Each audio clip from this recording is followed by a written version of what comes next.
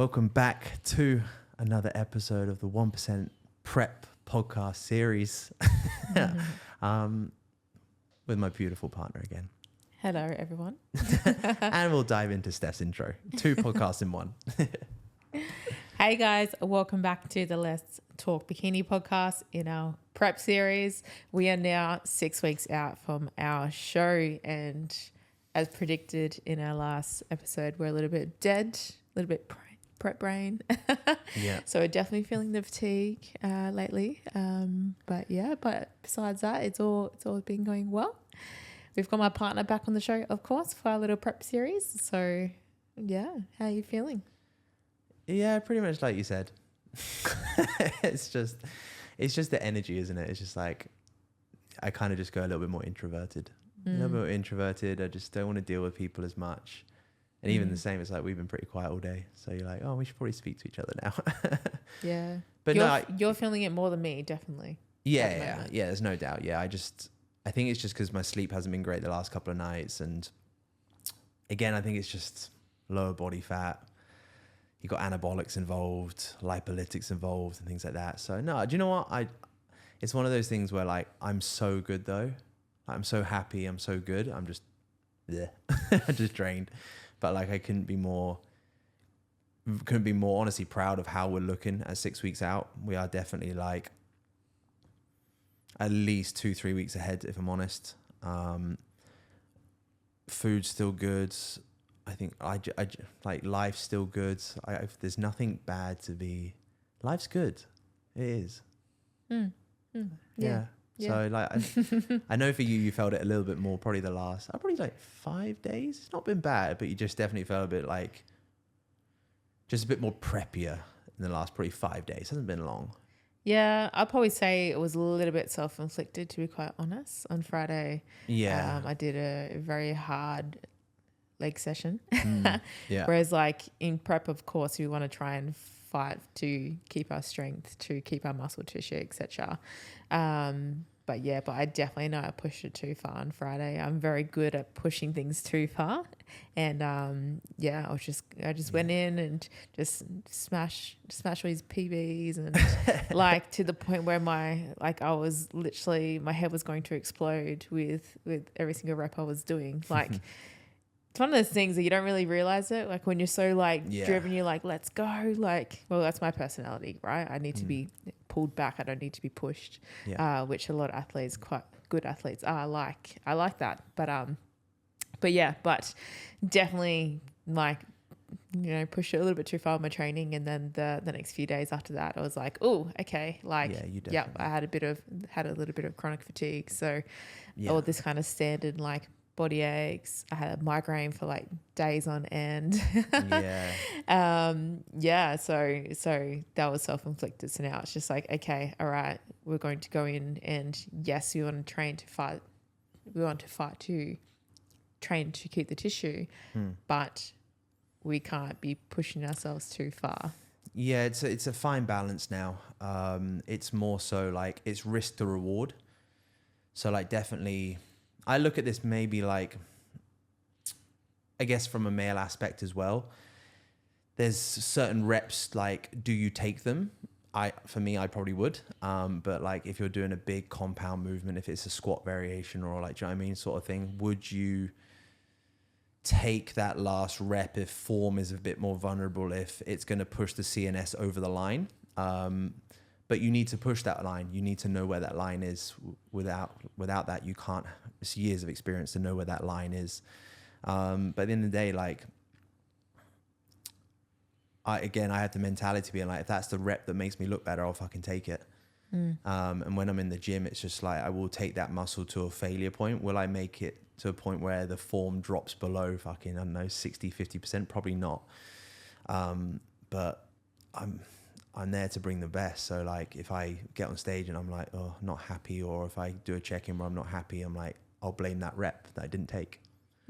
Yeah, absolutely. I agree with that. And by all means, doesn't mean that if you're at the end of the prep, don't go in and don't not train hard. Like, to be quite honest, it's very, very rare that you will have someone that pushes it too far. So definitely, fight to get the extra reps and get hold that strength. I think I was a little bit, I wasn't training next to Kai Green. I was felt a bit pressured. I was like, okay, make sure these, I was doing pistol squats. If anyone knows what they are, they're very difficult. And I was just like, just hammered myself in them, and then went straight into squats and did extra sets and everything. But that's just my personality. And now I just know I've got to just, you came back. Check. I remember you came back because I had 4 days rest. Well, I had 2 rest days and then 2 set rest days. So I had 4 days rest, and you came back and you're pretty fried. Definitely on the Sunday, you were pretty fried.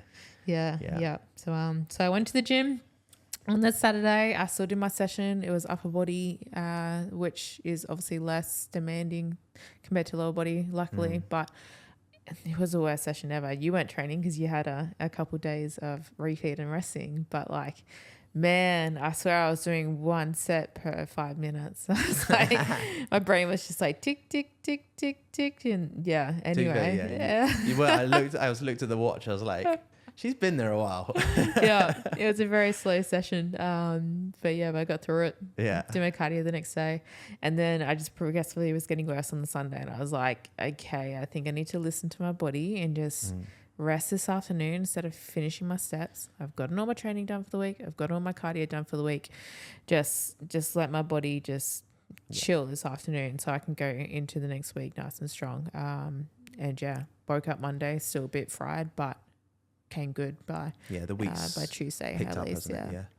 It's definitely, I think we've talked about this, is boundaries right now, especially at 6 weeks out. Like, it's just that, like, we don't really get to be, as much as we work for ourselves and run our own businesses, you're kind of not selfish, because we live in a service business. We are there to serve clients and deliver them a 7-star result and service, right? So it is a 24/7 round the clock job to an extent. Even when we put our phones away in the evening, our brain's still thinking. And it's just setting those boundaries in place, being like, it's being realistic with our workloads in the day. It's being smart with our time management and things like that. And it's just being very picky with where I'm spending my time. Like, truthfully, do I want to go on a rest day and and see someone and have coffee with someone that I don't really want to? Or do you know what I mean? It's just being very selective with our time management and setting boundaries in place. I know I have to in the evenings because my sleep's getting a bit more detrimented. So I have to be like things are getting wound down now by like 6:37, and I'm fucking done. I want to be in pajamas by 7 p.m. now because I want to be in that bed by like 9:30, quarter to 10. Because you just have to have those standards for yourself in order to, the energy's not there. Yeah, absolutely. Well, it's all about fatigue management. That's the biggest thing in prep, especially the end of prep, right? And that's probably the hardest thing when you have your own business. It's like, I always juggle between the two. I always think like, what's easier for a prep? Is it easier to have a job where you've got to be there at certain times and then you can leave the job and you switch off? Or is it having a business, whereas like technically you're working 24/7 around the clock, but you can kind of manage the output a little bit. Yeah, a little bit. Do you know what? It's a funny one, isn't it? Because sometimes you're like, it sounds really fucking nice to have a 9-to-5 job. It does sound quite nice sometimes, but then we are in control of our hours. It's where we're like, oh, we'll just do a little bit more. Oh, we'll just reply back. Or do you know what I mean? It's just where our standards are very high for ourselves and our businesses. So we're like, we'll just do an extra 20 minutes. But we know that sometimes 20 minutes is just not worth it. You're good at this. You know, like if I start this, it'll be 2 hours. So I'm not going to start it now. I'll start it tomorrow, sort of thing. It's just being very cautious of being realistic with it. How quickly could you do that task? How well can you do that task? And fitting it in with your daily structure. Yeah. I think it just all comes down to boundaries as well, to be quite honest. Yeah, it is. Yeah. It's just that's all it comes down to, being like, where are you spending your time today? Who are you spending your time with? Where is the environment? I think we kind of touched on it last time a little bit, with like, we talked about finances with going into a prep. It's kind of the same thing. We kind of have to align, being like, okay, if it's a 20-week prep and then we can be doing 3 shows, it's 24 weeks, right? 23, 24 weeks. So over that, you have to be like organized at the beginning half of that, kind of setting yourself up to the back half where you know the last 6 weeks and things like that. And the show, you're going to have 3 weeks where we won't be doing as many consultation calls and things like that, whatever it is. So it's kind of backloading the work to give us a bit more downtime now onwards. Again, it's just long-term organization. Yeah, I agree with that.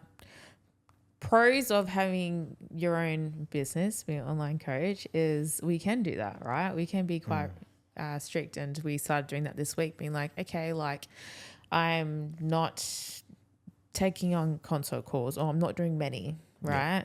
Or we can, even when we get pickier towards the end, if we really want to, we can be like, yep, cool, I'm not taking on new clients for this period, right? So I guess there's a benefit of that in terms of like we can manage our workload ourselves and be picky with that. But then on the flip side, we're working 24/7. There could be like when you own your own business, your emotions are like up and down. Like even just little things are really easy to trigger you. So that's where I find I struggle, I guess, like when if something triggers me and then I feel like I'm out of control, I'm not in control of it, and then that affects me, my sleep, or do you know what I mean? Whereas like, I guess if you have a 9-to-5 job, the flip side of it is like, you don't really get to control your workload. You've got to show up and have the same workload. But then you get to obviously you get to walk out that door and you get to shut off and focus on your training, etc.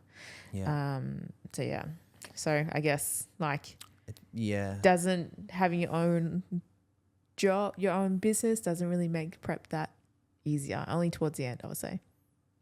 I don't think anything is easy though. Like not like anything. Like the reason why getting on stage is anyone, or even if someone does a photo shoot or anyone does a body transformation or anyone gets on stage, like the reason why the outcome is so good is because it does require sacrifice and it does require hard work. So no matter what you do, there is sacrifices required to that, regardless if you're working scaffolding job, or if you're a beautician, if you work a 9-to-5, if you run your own business. It's the requirements are still the same. You still have to train, you still have to eat, you still have to do your cardio. So the requirements are there, however your job looks. I think I've never had a job, so I don't know. Do you know what I mean? Like I think I've done coaching now for close to 9 years. So I guess like from a business aspect, I can emotionally detach from it a little bit more. Like I'm very good now at being like, this is the business, it's not me, or vice versa. Like it could be a negative that happens with a business or a client being like, it's okay. Like this is business. It doesn't affect me personally. Do you know what I mean? Mm-hmm. So it's kind of that emotional attachment, very much like in prep. Like I was saying to Cam, like I had felt a little bit of body dysmorphia over the last kind of week, which everyone fucking has body dysmorphia. You look at yourself and you're like, oh, fucking fat. And then you look at yourself and you're like, I've got no face sort of thing.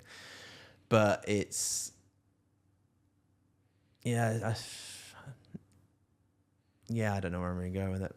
I lost my train of thought there. But I don't think it's anything easy. Anything easy. Well, I had this this quote the other day and it really stuck with me. And I'm like, that is a good one. But there's no solutions, only trade-offs.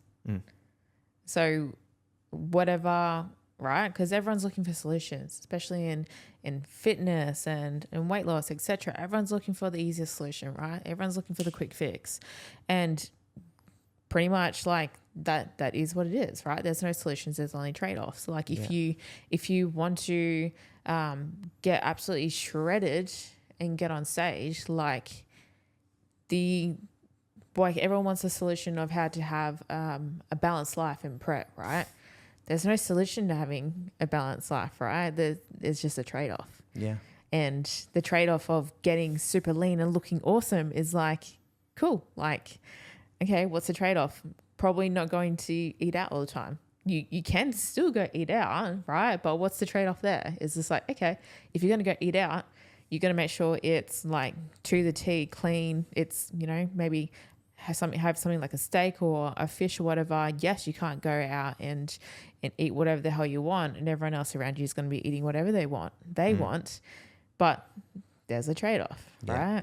So yeah, everything there's, like you say, there is a trade-off. There is in a sense like a positive to negative to everything. There's always a pros and cons list, right?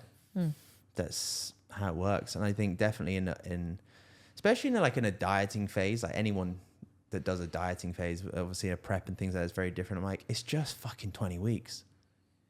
Just take the hit. Like, I love food. You've made me a very good foodie, but I fucking love my food. Like, I'm just the perfect fat person. But like, I can go 23 weeks without a fucking like sushi. Do you know what I mean? Because then I've got the rest of my life with you and the next year to eat sushi. It's not going anywhere. So like things like that, I'm just take the hit. Just fucking suck it up. Who cares? And also like, look at your calendar ahead of time. Do you know what I mean? Being like, most people know when there's big events, if there's a wedding coming up, just plan for it. It's in fucking 3 months. You're on prep. Organize for it. It's just some of those things where I'm just like, I just have some fucking common sense to it. Like, you have to sacrifice things. It's the same thing. If you go into a relationship, if you do anything, you have to give up something or adapt to achieve what you want to achieve. If you want to move in with someone and you want to build a life with someone, you have to understand they like their thing cooked this way. They like their washing powder facing this way. That's just how it works. So don't sweat the small stuff. Yeah, pretty much. So yeah, anyway, I know last time we need to do a prediction. Yeah. So last podcast, which was 2 weeks ago, we had a prediction of what our scale weight would be. I just had today. I had to load mine up because it was 2 weeks ago, right? Yes. What was yours? You wrote them down on your notes. Yes. So you predicted you would be 89.5. Did I? Yes. Fuck yeah. You smashed it. So when did we do this? So that you said Thursday the 2 weeks ago. 29th. So 29th. So Thursday the 29th, I weighed in at 91.4.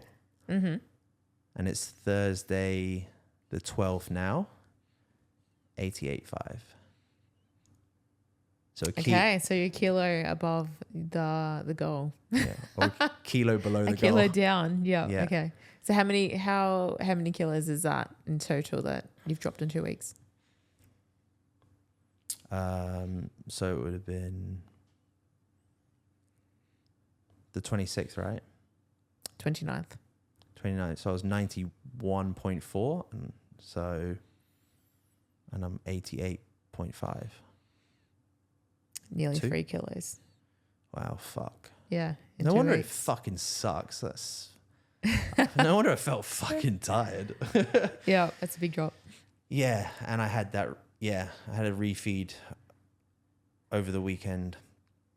I had 2 days. I had 2 days off training, 3 days off cardio, and I got my weight back up to 90, and then it dropped all the way back down to a new low today, and then we're repeating this weekend. Yeah. Your prep, like how males respond in a prep versus females respond in a prep is so different. It's so different, yeah. Like you need to have like breaks off training. I have no breaks. Yeah, I think but also like, again, I think women do just recover. Like we know women do recover better and more efficiently than men from a hormonal aspect. I also just think the amount of muscle that males have versus females, I'm not saying I'm big at all, but like the amount of muscle men carry, just the sheer factor of holding that weight every day is more demanding. So it would require more output and more rest to an extent. And also, I guess as well, it's the way that, again, training, like I'm very much a training style where I do two sets of things. So I'll build up to like a big working set and I'll do a back off set. I don't have too many intensifiers right now. So there's no real, like I work on, I guess, like a low volume sort of approach and things like that. I guess it's just very different. You can't even compare it. And also you're just literally a male and female. vice versa, two at different ends of the spectrum. Like I'm still very much like, I know you're still growing and developing as a pro, but you are at that pro standard right now. I'm still probably, like we said, I'm probably another 18 months of growing to build a pro worthy physique to an extent. So there's just a big fucking difference. Yeah. And also again, anabolics, like what I'm using, do you know what I mean? Is just completely different. Yeah. And our predictions my prediction for this, for today. Yes. So last 2 weeks ago, I was 58.2. I'm now 56.6. We predicted 56.5, so I'm 100 grams off. Oh, yeah. Just 100 grams off. Don't worry. She was very pissed off today, guys. I was not happy when I got on that scale, but only 100 grams, I suppose. So that's... At the end of the day, it's regardless of what we predict, it's a new low. It's a new low for you. And well, it's 1.6 kilos down. So that's pretty damn good in a prep if you're dropping like 800 grams every week. what you have to look at is with Steph, your process this time has been... like, I don't compliment you. I give you a good compliment. I'm like, you're doing really well, baby, and things like that. But the fact that your food has not changed in 7-8 weeks, maybe more, 8 weeks, potentially. I think it's more so 7. But 7. Yeah, 7. Do you know what? Like the fact that food hasn't changed, your output hasn't. I think your steps just went up a little bit. I think you went from like... No, it's been the same. My calories have been exactly the same. So it's been 1652, guys, like 1850, and then like cardio is the same. That is the same. A pure definition of adherence. Like that just means like you are responding extremely well. You adhere so well. You're consistently, your work ethic on a day to day, that your body is just like getting better, marinating and consistently improving with very minimal changes. It's how you're conducting yourself on a day-to-day is phenomenal. And that is the result when you don't need to make very minimal changes. You'll probably go through this prep and there'll probably be 4 changes besides a peak week. Do you know what I mean? You might not even have that. You might not have one more change from now till stage. At 6 weeks out, you might get a change. Who knows? Like I don't think Jamie's going to change anything for you today. Because the rate of loss, through coffee, the rate of loss that you've had has been above what you actually needed. So like you just have to extend that, being like, even if you dropped at a slower rate now, the beginning phase made up for it all as well. So in a sense, you actually like, this is kind of the dream prep. So like, if anyone does, like, for example, if you do a 20-week prep, ideally, you want most of the fat to come off in the first 10 to 12 to 14 weeks. You want most of the body fat to come off then, and then it's just those smaller pulling off bits from there on. Whilst the food's high, whilst energy's good, let's get as much fat off then, and let's just trickle it off towards the end. And that's what you're doing. And it's great to see, especially from your pictures this morning. I was like, Yeah, you're looking good, baby. You are. I'm really proud. Yeah, just my legs always the last area, but that's all us typical females. But it's the same, isn't it? I could be like, oh, my lower abs, and do you know what I mean? Like males gets those fatty areas and things like that. It's all genetics where we hold body fat and in a sense, stubborn body fat. It's just how it is. And it's always just that last bit to come in, and that's all you need. Like, that's it. You don't need to be ready tomorrow. You don't need to be ready next week. We've got 6 weeks and fucking 2 days, 3 days. We got time. And in bodybuilding, that's a fucking long time. I shit you not. Yeah. Well, the aim is to reverse into show, which is that's always the aim. That's how same thing with my clients. Like, doesn't always happen, but reversing. Yeah, you plan to reverse into the show. So people always ask like, what's a good rate of loss? And honestly, like I would say it's around like 500 grams. If you're dipping up towards the 1 kilo mark per week, that's a bit too much. Like you tend to see athletes flatten off quite fast. And of course, like we want to hold on to that full dense poppy tissue. If you lose it too fast, then you flatten off and look a bit skinny. So when you're kind of like, when you're thinking about a prep in terms of like trying to work out how long you need, well, I would say like 500 grams, half a kilo or a pound per week. Yeah. And then if you're going to aim to reverse into it for the last 2 weeks, and then minus peak week, because peak week's not a digging week. No. And then probably 2 weeks for fuck up room if you get sick or something happens. Yeah. So yeah, that's pretty much, I guess, how long you should be catering for a prep. So if you're going way above, like in terms of how much body fat you're putting on, then you've got to be quite careful and be quite realistic. Because if you have a lot of body fat to pull off and you're not allowing for all that time, and mentally if you're not able to pull through that amount of time in a prep too, then like it's kind of your responsibility in a way, right? It's your responsibility to make sure you're in a good position. You're in a position ready to start a prep, right? Like your coach can flog you, but they don't want to do that. And you don't want to do that, trust me. No, you don't want to do that. No, like you say, it's like, this is when the off season is where it matters. It does. Like, I think that's one of the things, like, as much as I gained body fat, it was nowhere near the amount that I gained last time, just because there was more structure to the off season. There was more adherence. There was better high standard there throughout an 18-month period. So everyone focuses on a prep. I'm like, nah, you need to spend a good amount of time in an off season with a coach, or like a recomp phase, off season, prep. And like you say, that's when you can kind of connect with someone, regardless if that's an athlete, if that's just a mum, a dad, whoever that is. You want to have spent time understanding that person, understanding their triggers and how their mindset works and stuff like that, and understanding how to get the most out of their mindset and body. So then when you do come to a dieting phase or a prep, it's a lot smoother. It's a lot smoother because you've embedded these habits and routines. You don't have to teach someone right now. You need to just make sure you drink. Like, no, we shouldn't be doing this now. You should just be like executing from this point. But that's especially this day and age, and where the standard of competitors are these days. Like, you absolutely have to. You have to be doing this 24/7 for fucking 15 years. Like, people are good at this shit now. Yeah, well, not probably to that extent. Don't scare everyone. Like, there's obviously some element of balance you can have. And is important for an off season. Oh yeah. But off-season, I mean, you can't hire a coach and expect to just start working with them at the beginning of your prep at 16, 20 weeks out. I never take on a client unless I've done an off season with them, or at least a few months worth of an off season before going into a prep.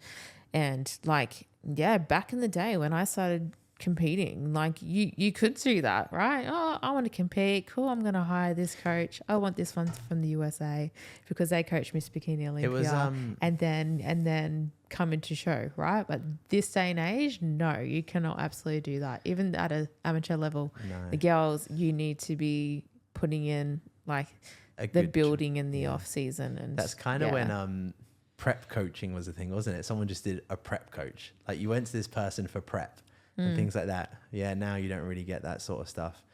Like you say, it's very important to understand the person that you're working with, because a lot of people's barriers and issues when it comes to training and nutrition actually stems from their environment. It stems to their jobs, their families, all this sort of stuff.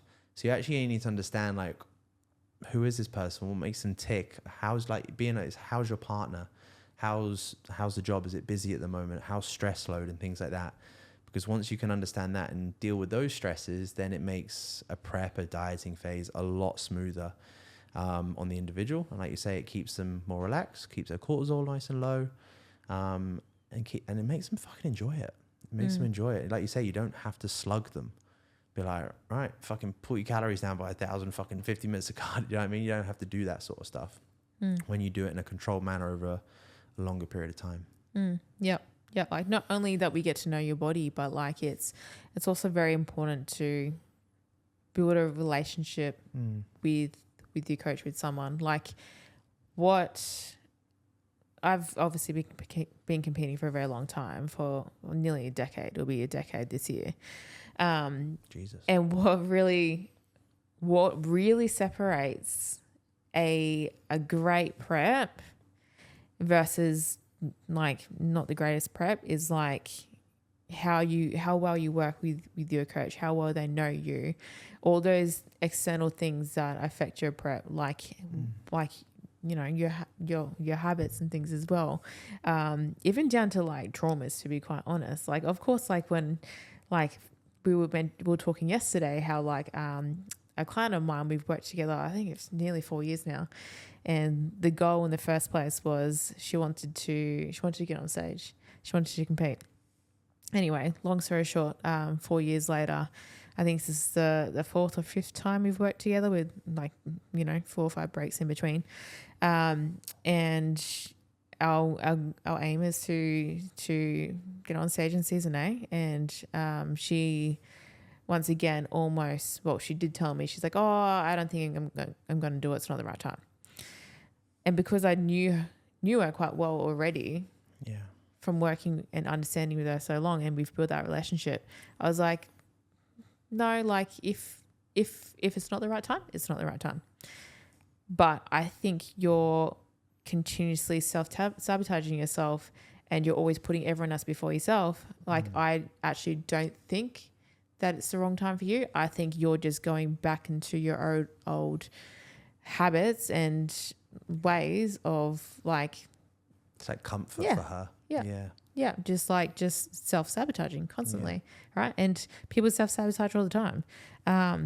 But mental health and everything, like all those things come into play massively, especially when you're coaching someone at an elite level. Look at Simone Biles, right? Like she's got a Netflix series on her that's literally just talking about how all her previous traumas and her mental health affected her on the day at the Olympics, right? Like massive day in her career.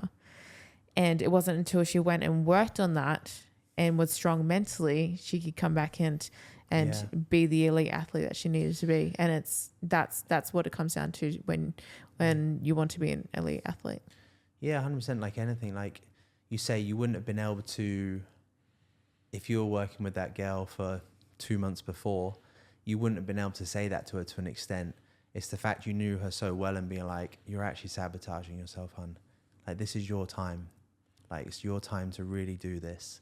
And because you've worked together for a long period of time, she respects you, she trusts you. And people want the truth.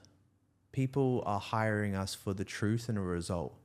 And they need that transparency, because not many people, like, this is why, like I could never coach you because I'm emotionally involved into you, right? So like, you need someone that's going to tell you quite harshly, be like, no, this is it. I'll tell you in a nice way, but I'm never going to force you to do things, because like, I love you and I respect you in that way. And it's not my place to say. So her partner would never say it, or people around her, but her coach being like, you can fucking do this. Don't get in your own way of achieving something you've wanted for the last 4 years. It's the same, like, again, like you dive into Simone, it's, in order to, your mindset is just like a muscle. We need to train it.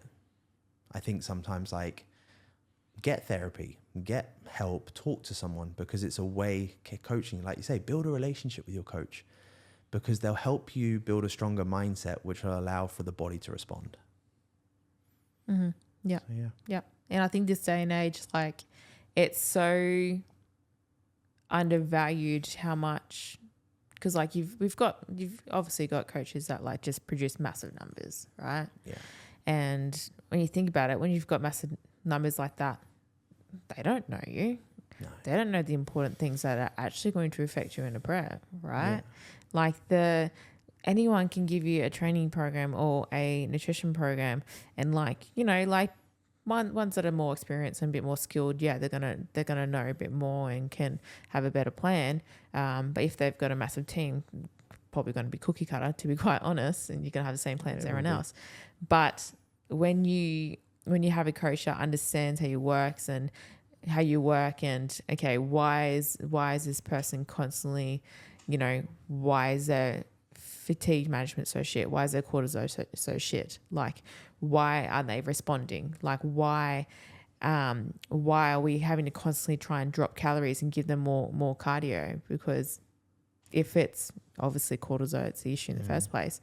It's just like, cool, okay, like, it's don't need to keep digging you further. We need to fix this, right? Yeah. You need someone that, the best coach you can have is someone that's going to actually understand and dig deeper into. To understand and care about you.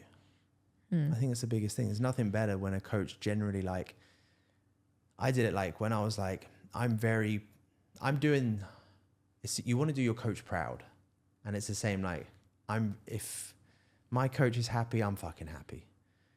And then vice versa. I had a client saying the same thing to me, but like, that was the best check-in I've ever had. Like, I want to do you proud. That's everything. When like, this is for me, but I'm also doing this for you. I'm doing this prep for you because it's making me a better person. I'm doing this prep for my coach. I'm doing it for these people around me. And when you can have that relationship with someone, it's very special, because getting in shape's like, it's cool, but it's the mental shit that you learn along the way is amazing.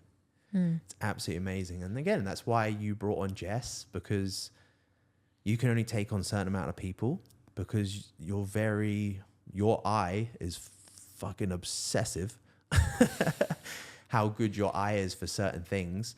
So you can only work with a certain amount of people at the standard that you want to. Yeah, you could take on 100, 200, 300 clients, but you'd never be able to give the energy that you give to them. So you have to bring someone else on who's just as amazing as you are to give energy to more women. Yeah. So yeah. Yeah, I agree with that. No, that's it. Yeah, I got a 5-minute warning from him. That's flown, isn't it? Just because we were late. So, is there anything else you want to dive into? I feel like there's a lot. I feel like we could just keep this running for 2 hours and have a great conversation. Yeah. But it's good that we obviously keep booking them and stuff. So that's cool. Yeah. Well, I think our brain's a little bit prep brain at the moment. We had a lot coming in. But prep's great. It's Groundhog Day, isn't it? It's just, do you know what? I think I said this on my stories or something. I'm just like, I just love it. I love this life. So it feels really nice to do this prep, to feel like we have a home together. We have Cora. It just feels really nice. To go to the coffee shops in the morning, do our cardio. Yeah, it's fucking tiring, and we're tired a lot of time. And do those things annoy you? Yeah, 100%. But I am happy, and it feels good. It feels really good, and I'm enjoying it. One thing I did want to touch on is because we're at the end of the competition season for the amateurs in Australia. So if anyone's not from Australia or doesn't understand how it works in Australia, basically there's like 2 main seasons per year, right? Everyone else in the world, they have shows spread out all throughout the year. In Australia, we just have 2. Anyway, so we're basically in the middle of the competition season at the moment. And I've seen a lot of recent announcements of people that are quite good athletes, like they're completely dropping out of bodybuilding, and like packing it in type of thing. Yeah, like really? they've pretty much finished the whole entire prep. They're in condition, right, a few weeks out, and then all of a sudden they're not doing the show anymore, and then they're moving on from bodybuilding.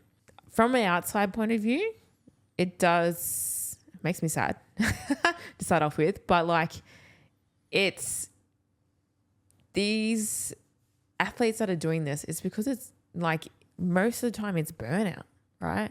It's absolute burnout. From what I see is like people, if they're treating the whole entire off season like a prep, and they're going into a prep and being so restrictive, like people are being overly restrictive and doing too much in preps and off seasons, right? So of course, like if you were so perfect in a prep, off season, then of course, like your prep going to feel like a freaking 18 or 24 month prep. Like it is so important.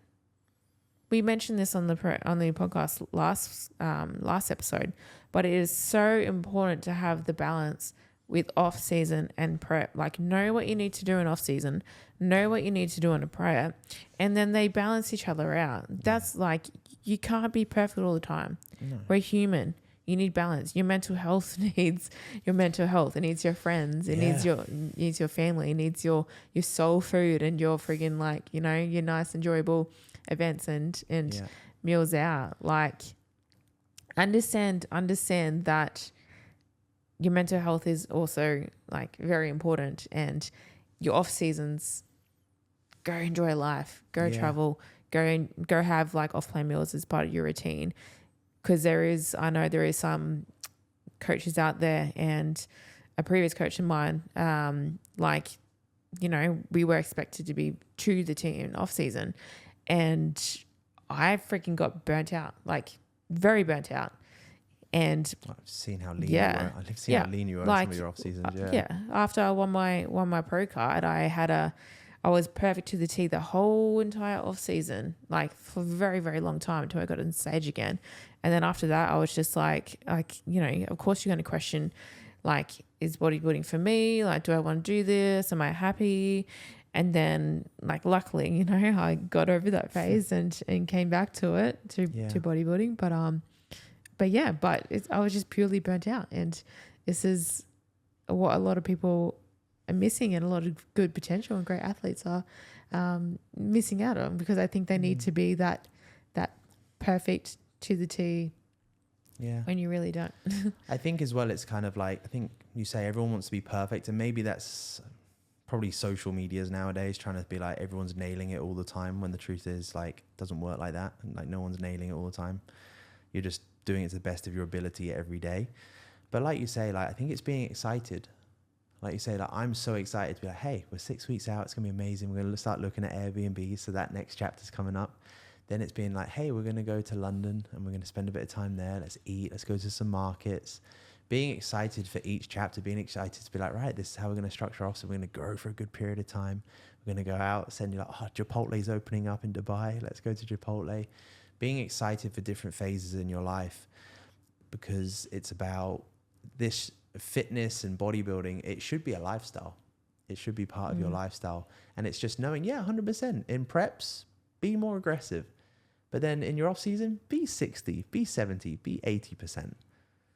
And that's it, because you have to do that for a lot longer. So just be 60 to 80%, and then prep, then you can be 100% for 20 minutes, for 20 weeks. Yeah.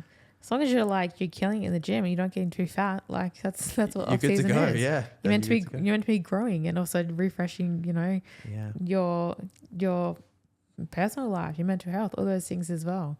Yeah. But absolutely right. Like, you need to set chapters, right? And like, you gotta put in the work in some chapters. Like, if you want to achieve anything in life, like if you want to build a big business, or even when you start a business, like, you need to, you're working. Got to pull the all-nighters. You're working sometimes 7 days a week when you're trying to start a business. Trust me, like it's not easy starting a business, but break down the chapters. Like, cool, I'm in prep. This last 6 weeks, it's gonna be a grind, because, like, as we know, like, we're starting to feel it now. And you get to that point where you're like, oh, struggling, not as enjoying it at the moment, but it's not forever. It's 6 weeks, and then we have more chapters to come to look forward to. I think that's when just being present really helps, isn't it? It's just being like, okay, what do I need to do today to be the best? And then, so it allows me to be the best tomorrow, and the next day, and the next day. Just focusing on the hour in front of us. That's all it comes down to. So no, that's it. I know we're going to get kicked out soon. So, anyway, guys, this is 6 weeks out. We're 6 weeks out. We're coming. Espanol coming up soon. Sunday. What do you predict your stage weight's going to be? Dry, shredded, full. I don't know, man. If I was anything from 83 to 85 kilos, I'll be very happy. That's a good amount of muscle built. Yeah. Okay. How many kilos up from your last stage weight is that? If I was 83, it'd still be 5 kilos up. Yeah. Okay. I'm 56 at the moment. I'm predicting 53, maybe 53 and a half, maybe 54. Yeah. When I won my pro card, I was 53. Okay. So a little bit fuller and more muscle from there, probably. Yeah. You can see the difference between males and females. We don't build muscle that much muscle very fast, but so 53 to 54. I'm predicting I'll be on stage this time. No. In 2 weeks' time, we'll give you a closer target to where we're at. But no, it's amazing to do this with you. Yeah. Thank you. And I think we need to wrap it up there. That's it. Cool, guys. Thanks. And we'll see you in the next one. See you in the next podcast.